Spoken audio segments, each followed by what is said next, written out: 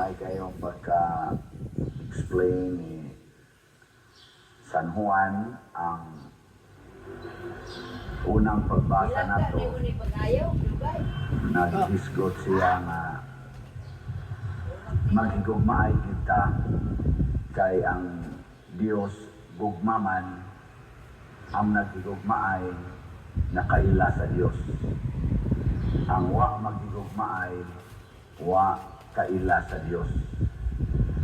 Lingiyan mong tupad na nakaila gyud ka sa Ginoo. So ang tinuod gyud ay nakaila sa Ginoo, mahigugma gyud sa iyang isig ka tawo. Ngano man kay ang tawo man gud mao gyud ang larawan o kasamahan sa Ginoo. Doon na ganitay usa ka tawo nga atong dumtan or atong kontrahon na murag tanaw na to niya, murag dili na siya tao, aka na wa na ta mahigugma sa Ginoo. So kanindot diay no kung tinuod kitang naay gugma sa Ginoo, di na kita mag-away, no? Kinsa dinhi ang wa na gyoy gidumtan, wa na gyoy gikalagutan sa kamot. Mayo. Congratulations. Wa katunga. Ako pa ka muna agi ang gikalagutan. Ano sa man na kutob ang inyong gikalagutan? Kutob kano sa pa man na sunod tuig pa? 2026 naman ta karon. Ano sa po nga, 2028 na lang na ninyo balikan o mag-eleksyon. Ano tayo national election ko no 2028, abot madayon pa baka na. Muna mga igsoon, gugma. Pero ang pangutana, kung saan man pag-igugma ang atong isig katao, o kinsa man sa ibunang mahigugma, ang una diya. Hindi nga yung tupad na pwede ka mahigugman ako. Tingnan ko no. Kanya maingon mo sana siya, ikaw lang higugman ako. Amo na mag-confess na. Kinsa may unang mahigugma be? Kinsa magi unang mahigugma? Ayaw lagi na iya bilang Ginoo. Kita na to ba? Kinsa may unang mahigugma? Ang unang mahigugma kana yung tao nga labaw sa uban. Ang kaning ubos mao ini siya higugmaon, ang labaw mao'y mo higugma. Sa ato rong bundok ini sa may labaw, ako o kamo? Di ako'y unang mahigugma ninyo. In terms sa kwarta, kisa may labaw, ako o kamo? Ako nga man ko'y trabaho. Wala ko'y trabaho, sabi mo diha. Wala sa ko'y negosyo. So in terms of kwarta, kisa may labaw, kamo, kaya naamoy trabaho, naamoy negosyo, ako wa man. Sige naman ko direct misa. O di gid mo muhog sa kolekta, pasabot, wa ka nahigugma sa labing ubos, o ang labing ubos, mao ang pare. Kaya wa'y trabaho. Na siya. Kaya kaya di man mo muhog sa kolekta, di wa ka kailang Ginoo. Pero muhog ka sa kolekta, yung mapalit pa yung kag-slot, ang sama na, nahigugma ka sa Ginoo. Muna ang naas babaw, maugil mahigugmas diyas ubos. Muna ang pag-abot na sa panahon nilang Kristo, ang una yung nihatag o gugma si Kristo. Kung sa may una niyang nihatag na gugma, ang pag-ayo sa mga masakiton. Ang insug o lawas, labaw ginasiyas masakiton. Muna yan gihatag ang kaayuhan. Muto daghan kay mga tao ni kuyog ni Jesus. Libuan ka tao. Di na ko ma-imagine kung sa kadaghan ang mga taong kuyog ni Jesus. 5,000 ang mga laki ra. Wa siya magamit og microphone, wa siya magamit og megaphone. Nagsulti siya sa mga tao nga nagpundok 5,000 kapin sa mga tao. Mabati man siya.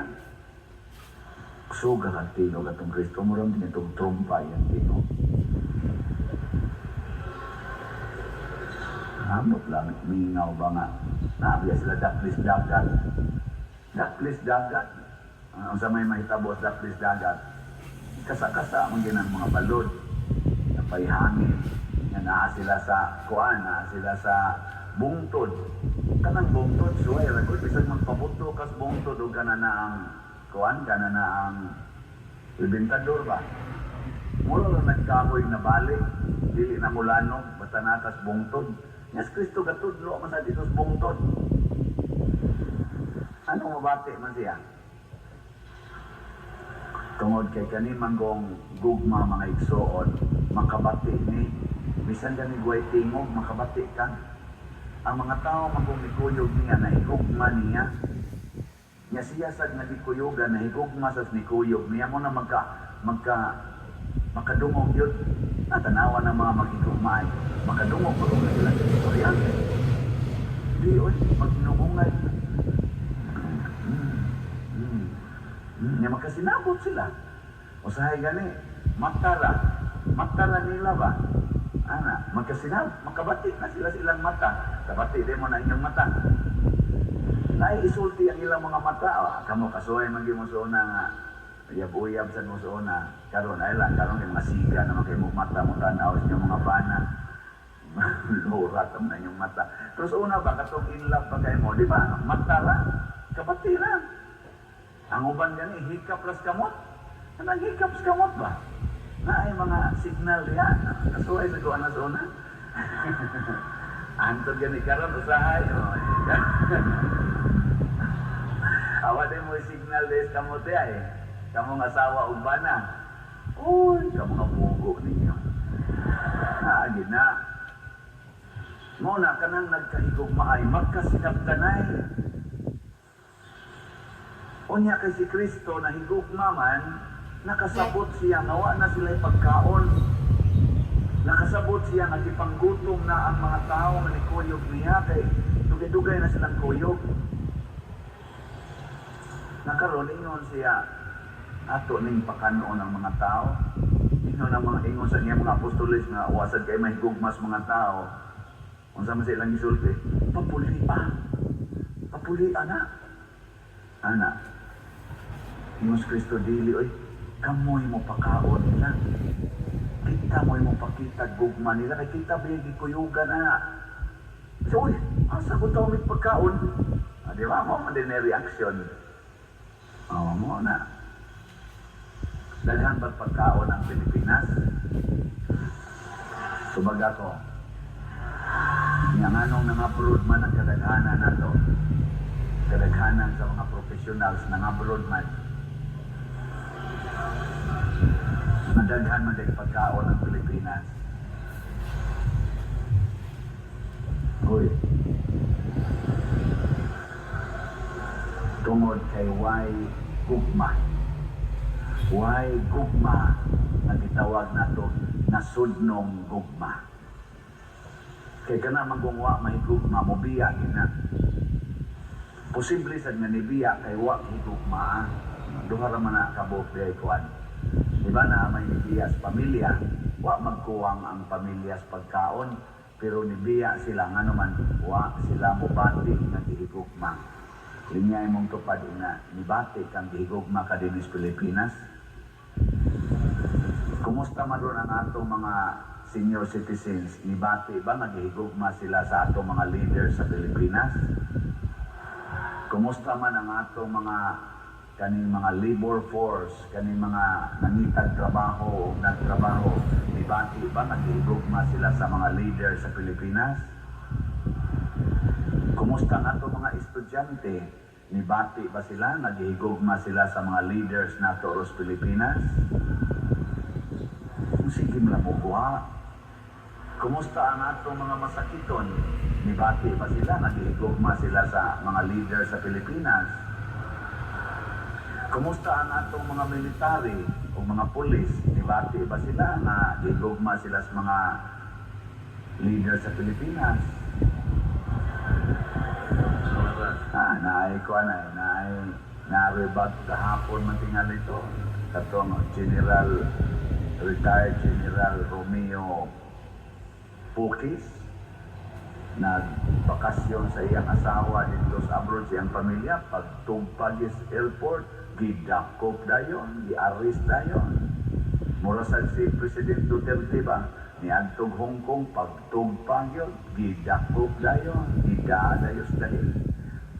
Kanya, maugya pong sistema ha, pagdakop, ang ato ko ng konstitusyon, matutos mga lawyers, na ama social media gisulti, nag-provide kina sila nga kinsa tong i-arrest, entitled yun siya nga naa siya'y lawyer.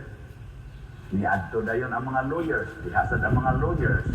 Ang usa ganit ka lawyer, usasad ka former retired, former, usa ka retired general sa atong armed forces, usas mga lawyers ni Pukis. Wa sila paduula. Wa sila taga-igigayon nga makaistorya, makahatag sa ilang kanang gitawag pa constitutional duty. Ang mga lawyers di ay naman gina hastaan gi-accuse na gina siya constitutional right na entitled din siya og lawyer. Wa mao sa to si President Duterte una, pagdakop ato wa paduula ang lawyer, hasta gani ang iyang anak na lawyer o iyang yung anak si Vice President Sara, wa paduula sa mga pulis. So una nila rong gingon, wa nagigugma ning atong kagamhanan karon na dati. Bisan ang constitutional right ihikaw naman. Muna ang ipakaon di ay sa tao mao ang iyang panginahanglan. Ang ato yung higugmaon ang tao nga nanginahanglan. Ang taong nanginahanglan. Unya karon kay daghan man kay kawatan sa atong nasod, unsa may ilang panginahanglan kanang gasingit pangawat, trillions, billions ang ilang ipangkawat. Angay ba silang higugmaon o dili? Kusgan, napataka lang mo. Angay, kay naasad sila'y panginahanglan. O sa may ilang panginahanglan, kaluwasan. Kay impirnohono na sila. Kanang tanang kawatan, paduong na si impirno. Labi na ginang ngawat gani kagani o mangga, ngawat kag lubi, priso manggani kadayon. Labaw na mangawat kag manok, ngawat kag baka o kabaw o kanding, priso dayon ka. Ang mangawat o billions, trillions, dili lang na priso, impirno na. Bitaw, nilingay mong tupad, nakapila na ka nakapangawat. Awagin mo makapanguha yun. Ganarabang kusog ay may ngungwa, mo sa na yung manguha. Karoon na, kusog ay sila may ngungwa, diya, kusog ay may ngungwa, dagpo ay ipagkuha. Human, nakabati ko sa interview ni General Pukis, kaya nakapiyansa man siya, nag-interview siya. Ingon dayon siya, panggigipit ragyan sa kanang panggigipit sa Cebuano, kanang ipang-apikir ba o gilisod-lisod. Gilisod-lisod lang yun may kay nag-organize man god may of People's Initiative for Transparency and Accountability.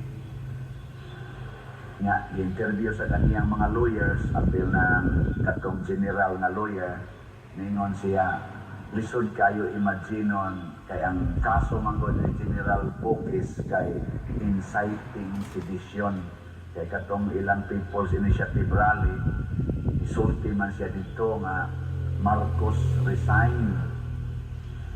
Kung anong ningon siya Marcos resign, kaya nga itong presidente ba, anong ningon man siya Marcos resign, kaya matod pa niya, grabe kayo ang korupsyon, wa ni mo masumpo. Grabe kayong kinawatay, wa ni mo masulbad. So sa ato pa, dili ka effective na leader. Niya kung siya, military siya. Kung ang usa ka general sa military taga-ag assignment dili maka-execute unsa may buhaton dayon sa chief of staff o sa pinaka-leader, ilisan or taktakon or parisaynon. So iyang gigamit ng maong tinaling prinsipyo, ingon siya, better resign. Yan, iawhan sa siya sa mga armed forces, ayaw na mo support aning leader na way nahimo. Kay pareha sa danagong na kay leader niya, pulis ka o military ka, niya ang imong leader, di ka maong mutuon sa inyong mga basic rules unsaon pag execute ang inyong assignment, mo support pa day ka na nalahi man siya gibuhat, withdraw yun, support. Dito dati sa tingnan sa inciting sedition. So, bidakop siya dayon. Ana, niya matod pas mga lawyers, lisod kayo i-incite, ingnon ni mo si Romeo Poques na inciting sedition, kay retired general siya, 30 katuig kapin nga nag-alangad sa atong armed forces sa tininuod na pag-alangad. Niya siya muunay o incite or magdasig o rebellion sa atong nasod, na sila tigsumpo sa rebellion, sila tigprotekta sa peace and order sa atong nasod, dili oy. Iya lang itong constitutional right, freedom of expression. Iya lang gitagaan unta o pagpukaw ba kuno ang atong katawhan na magmata na ta.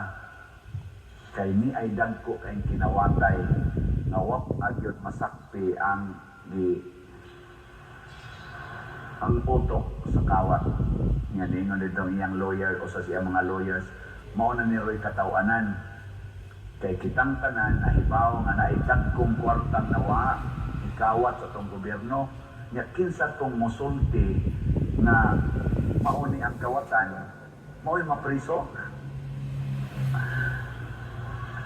Misulti si Diskaya, preso. Misulti si katong Sergeant Gutisa, akaron preso. Sulti si PRRD, preso.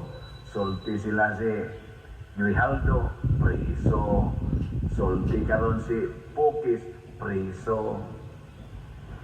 Sulti si Saldico, karon ipangita na, pero pa mapreso. Ang wa mo sulti, katong gasigig dipinsa, malaya. Waya. Muna, way gugma. Usa lagi ako nakita diri, ang atong mga leaders karon wa mahigugma natong mga Pilipinos. Wa mahigugma. Dili nila ihatag ang atong gipangayo o gikinahanglan. Ang atong gikinahanglan nga unta mahunong ng korupsyon, mahunong ning drugas, mahunong ning kinawatay na billions and trillions of money. Naglisod tag maayo. Naglisod na ta financially. Grabe kamahal ang palitunon, why mga trabaho, why infrastructures.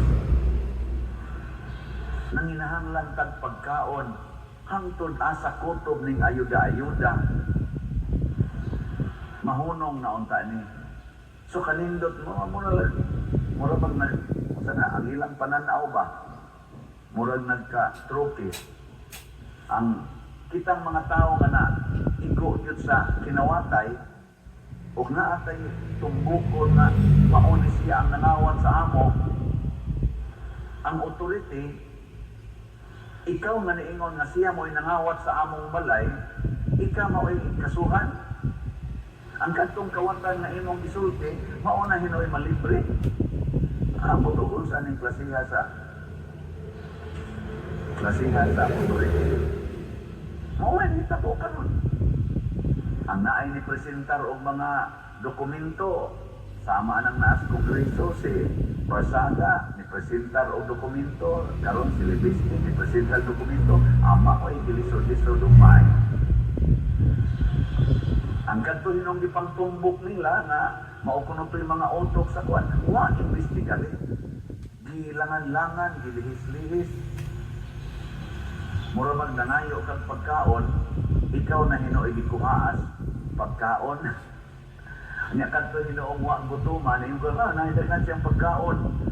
Ngay tako ana, mao na hinuoy gipunag pagkaon. Karon ang congressman mo gi-atake maayo sa daghan kay gisulti karon against corruption. Ang congressman gyud mo gi-atake maayo. Itawag na magana nila kuno mga congressman. Nya naa pa gyud sila karoy bonus pag break karong kuan bonus pa gyud sila tag 2 million. Mao na gipunag maayo. Matod pa gani ni Rodante Marcolita kanang senador, ningon siya, asa naman tong 17 ka mga senador nga dimension sa atong witness, ang senador, congressman, wa lagi to kasuhi, wa lagi to imbestigara. Kunya ang napriso, ningon man to President Bongbong Marcos na karong Christmas, adto mo mag-Christmas kamong mga kawatan, adto mo mag-Christmas sa bilangguan. Wa may amot na ba'y kawatan nga na ko? Priso. Naali ay. Amo na. Huwag gugma. Huwag na ganit ay gugma mga igsuon. Ang pasabot ana, kung huwag na tay gugma, giilisa na na siya og garbo. Og unsa man ang garbo, ang akong kaugalingon mas importante kay kanimo. Muna isultis garbo. Ang akong kaugalingon mas nanginahanglan kay kanimo. Muna ang ato ng sigatubag kung garbohon ta, ang ato ng personal needs o di na takakita sa panginahanglan sa atong isig katao. Muna ningon si Kristo, gitaptapa na ang imong mata og troso nga magsige kag pangoreksyon sa imong isig katao sama nilang gibuhat karon ang 125 million na confidential funds sa Vice President karon ilag yung himuong plunder case aron ma-impeach yun ang Vice President. Ang billions and trillions nga gipangkuha sa atong panudlanan gikan sa PhilHealth, education, customs, dihas flood control, DPWH, sa kapulisan, investigari, truso na. Dako kaya nitap-tap na sa ilang mga mata, ang ilang makita ang puling ra dito silang isig katao, pero naa silang mata ang truso, ang corruption, naa silang mata. Ang ilarang kalagot o ka-insecure mo ilang nakita sa ilang isig katao. Mo nang ilang yung bukuron ang nakapa-insecure nila, ang nakapa-threaten sa ilang kunuhay bitawag o power and authority. Mauni siya ang problema karon. Si Kristo nagpakita na ang iyang authority o ang iyang gahom para yun sa iyang isig katao. Sige, lingiyay mong tupad. Inakanang kwarta nimo para ako na. Inakanarong imong kwarta diya ba para ako na. Sige, isultin. Oy mga parishioners, online o territorial, ako lang yun isultin ninyo for transparency's sake. Akong iluwautan ang atong staff din sa atong parokya gabi ni Adobis Vikings in Holyokan. Reklamo mo, premyo to nila nga buutan sa kaya mga staff musugot ng og 4 days allowance nga 7 days trabaho ana no. So ako silang dito ako silang gi-blowoutan usuga mga on nasa ginagmay na og kaon sila lang paliroy sana lasta dito mga crew dito lapadirin mo din yung mga staff des parokya kagaghan ko dani manong daghan makinis sila paliroy sa nagibuhat ani nako nagkuan lingkod kung sa nagibuhat nako di kina imong parokya pa din ako adto alam daghan man kayo ni nako mga na adto alam basta gipakaon ko ni sila So balik-balik, oy, paspas kayong balik. O, so nalipay sila. Mayroon na once a year na niya kay pagkuman nato nangaluya naman dali naman sa kay naluya labi na ato mga tiwasuno na awa naluyan dali kay naluya nako saon kanis lang nga madasi no kani manggong mahigugma ta sa atong ato bang isig ka tao ba maguna-huna tan unsa pag yun makapalipay ana unto pagkuman na nila kaon na nagdugab-dugab na dito so mga ato ta sa mall panguha mo dito mga items basta di lang mo lapas o 500 pesos kamong tanan sos nagpanon dito tagadhana lang yun nakuyawan ko ang mga sales girl sa SM department store kay abing mga striker mga kawatan kay diba biyakas mga naong na mo pag-uwang radyo tayo mga snack sale pero lingaw kayo nga ito na lingaw sa sila dito pastang bubuta lagi nindot kayo nanguli may nga malipayon pero doon nag-iusa nga sige pagkita usa ka seminarista nga niyaro na to pariuno na rabani sige siya pangita kami sa nalimot sa minya o ang nahitabo nanguli namin o una pa siya ni Tix asa naman mo o duwa siya kapalit kay gadaan na siyang item duwa siya kwarta nun siya bayaran sa na to nas pa siya no nako kanin seminarista ba usahay mahimog yung karniro na wala kanya kami sad nga na-enjoy na kaysa mong gibuhat nalimot namin sa nawala naglakaw namin wak namin maguna-una niya nauli siya din nga way dala na'y premiums na wala pero nalingaw lang sad ko nga nalipay ang atong mga staff kay kaybaw ko nining tuig 2026 daghan na sad may kasakit trabaho to the max na sad ni siya di na may mag-expect og naa pa may mga allowances na kompleto basta trabaho na mo ang 2026 with your guidance so badlong kami kung amon nakita nga di maayo sa atong mga staff dinhi ug among binuhatan badlunga gid mi kay kamo mo ay naghatag namo pagkaon amo sa ibalik ninyo ang serbisyo to the max.